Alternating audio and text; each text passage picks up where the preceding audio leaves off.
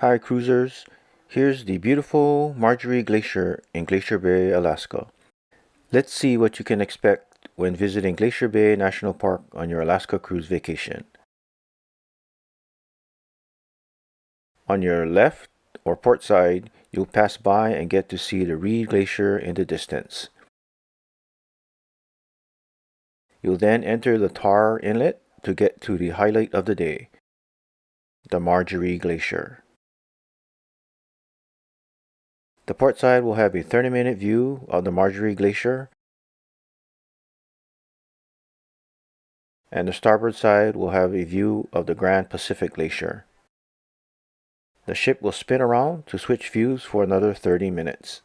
By the way, the outside temperature was a chilly 47 degrees Fahrenheit in early May.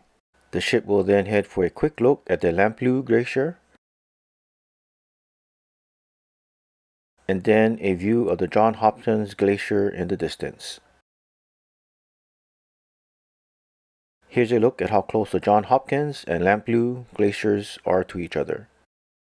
Please watch this video on the Mendenhall Glacier Explorer Tour in Juneau, Alaska.